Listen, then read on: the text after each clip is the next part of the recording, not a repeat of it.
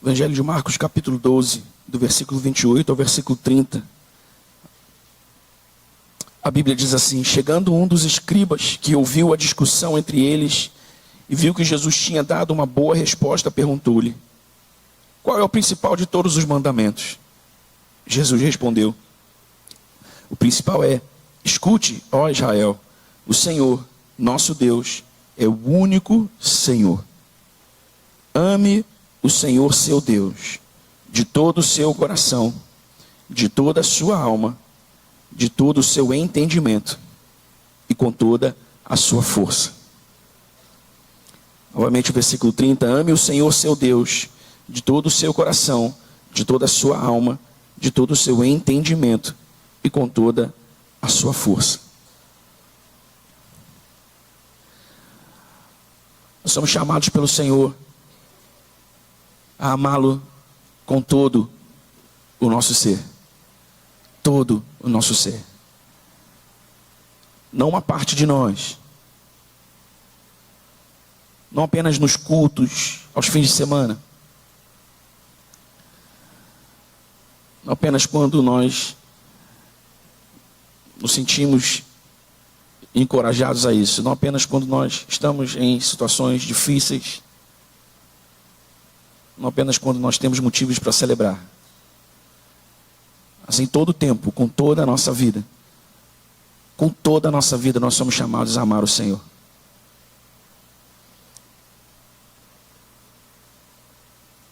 E o que eu creio que Deus fará na sua igreja no tempo que antecede a volta do Senhor Jesus é isso.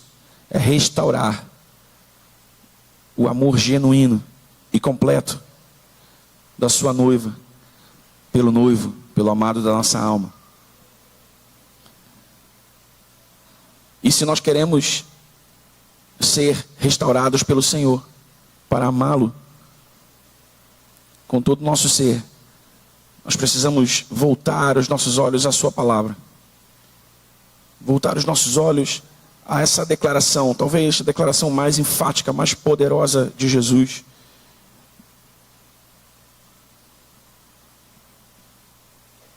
Durante todo o seu ministério, ame o Senhor seu Deus de todo o seu coração, de toda a sua alma, de todo o seu entendimento e com toda a sua força. Nós somos convidados, aliás, nós somos chamados a amar o Senhor de todo o nosso coração. E isso diz respeito à nossa devoção. Isso diz respeito à nossa adoração. Então nós somos chamados a entregar ao Senhor toda a nossa adoração, a nossa devoção. Somos chamados a adorar o Senhor em espírito e em verdade. E através dessa adoração espiritual, e através dessa adoração verdadeira, genuína, amá-lo com todo o nosso coração. Mas nós também somos chamados a amar o Senhor com toda a nossa alma. Isso tem a ver com as nossas afeições. Nós também somos chamados a expressar a Jesus as nossas afeições, o nosso carinho, o nosso apreço, a nossa reverência, a nossa alegria pela sua presença, o nosso prazer na sua presença, porque Ele não toca apenas o nosso espírito e o faz nascer de novo pela comunhão com o seu espírito. Ele toca também as nossas afeições, a nossa alma, as nossas emoções. É por isso que quando nós entramos num ambiente de adoração como esse, você sente muitas emoções. É ou não é verdade? Em alguns momentos você quer correr de tanta alegria. Em outros momentos você quer se prostrar em contrição. Em alguns momentos você sorri, em outros momentos você chora. Por quê? Porque nós somos chamados a amar o Senhor também com as nossas afeições. Então, esteja aberto para que o Espírito Santo faça esse trabalho de restaurar na sua igreja o amor pleno, o amor completo por Jesus. Um amor que é de todo o coração, um amor que se expressa pela adoração, um amor também que é de toda a alma, um amor que se expressa através das nossas afeições. Porque nós também somos chamados a amar o Senhor com todo o nosso entendimento. E isso tem a ver com a revelação da sua palavra, a nossa mente transformando a nossa mente e transformando toda a nossa vida a partir da nossa mente, a partir desse entendimento de quem Deus é e da sua dignidade, da sua majestade, da sua grandeza, da sua beleza, do seu poder, das suas virtudes, dos motivos por que nós amamos ao Senhor e dos motivos por que nós adoramos a Ele. A palavra de Deus é a revelação de Deus a nós. Nós não somos chamados a adorar apenas com a nossa devoção. Nós não somos chamados a adorar apenas com as nossas afeições. Nós somos chamados a adorar com a nossa devoção, a amar com a nossa devoção, com as nossas afeições e também com o nosso entendimento. Precisamos permitir que o Espírito Santo renove o nosso entendimento e a revelação de quem Jesus é. Porque quanto mais nós conhecemos a Jesus, mais nós o amamos. Quanto mais nós o amamos, mais nós desejamos amá-lo. E mais nós desejamos adorá-lo. E mais nós desejamos entregar a Ele tudo o que Ele merece. Porque com a revelação de quem Ele é, vem também a revelação do que Ele fez. E esse talvez seja um dos efeitos mais poderosos da adoração. Ela nos põe diante de Jesus, ela nos põe face a face com Jesus e nos permite contemplar a beleza de Jesus. E quando nós contemplamos a beleza de Jesus, nós contemplamos a beleza da sua obra também. E vemos o quão pequenos, o quão frágeis, o quão sem força, sem expressão nós somos sem Jesus. Nós cantamos que estávamos longe, estávamos quebrados e Ele nos encontrou. E Ele nos atraiu. E Ele nos pegou quando estávamos caídos e nos trouxe no seu braço, nos seus braços. E nos limpou, e nos curou, e nos restaurou. Diante da contemplação de quem Jesus é, e diante da contemplação do que Jesus fez, diante desse entendimento renovado pela revelação da sua palavra, não há outra reação possível a não ser amá-lo, amá-lo, amá-lo, amá-lo.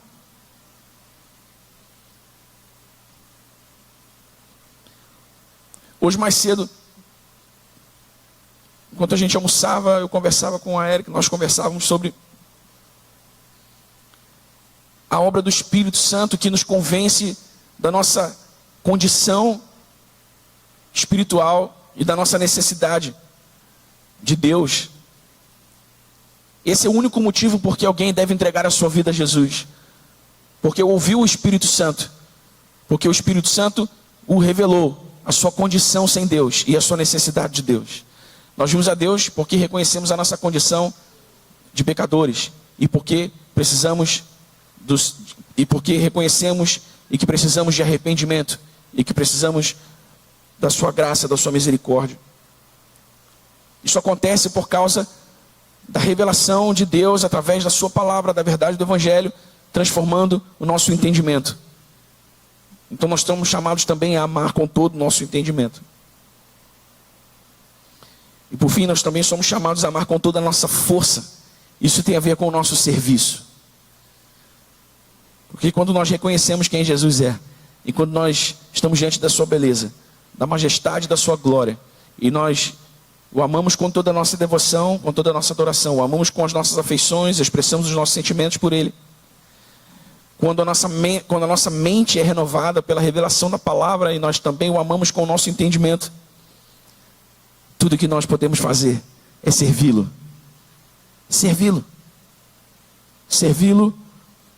E é importante que você entenda que servir a Jesus não tem a ver com as coisas que nós podemos fazer na igreja. Isso também é servir a Jesus, mas isso não é todo o serviço que se pode prestar a Jesus. O servir a Jesus é amar o próximo. O servir a Jesus é acolher o próximo. O servir a Jesus é obedecer a sua palavra. O servir a Jesus é ser fiel aos seus mandamentos. O obedecer a Jesus é prostrar-se em humildade diante da sua soberania e deixar-se guiar pelo Espírito Santo na direção dos seus planos, dos seus propósitos. É abrir mão das suas razões, das suas convicções, das suas certezas, pelas razões dele, pelas certezas dele, pelas convicções dele. É não resistir ao seu propósito, é não resistir à sua liderança, é não resistir à sua voz, é não endurecer o coração. Isso é servir a Jesus. Isso é servir a Jesus. Servir a Jesus é considerá-lo em todos os nossos caminhos, considerá-lo em todas as nossas decisões, considerá-lo em todas as nossas orações, para ouvi-lo, para ser guiados por ele.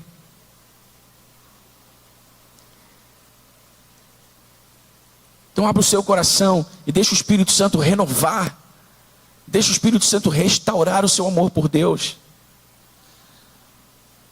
Todos nós precisamos dessa obra do Espírito Santo em nós todos os dias, porque nós somos tão atravessados por tantas distrações, somos tão atravessados por tantos ruídos, somos tão atravessados por tantos desejos.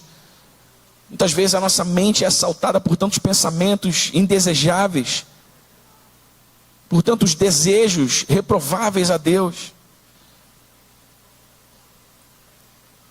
E nós acabamos nos esquecendo, por assim dizer, de que Ele é tudo que importa na nossa vida.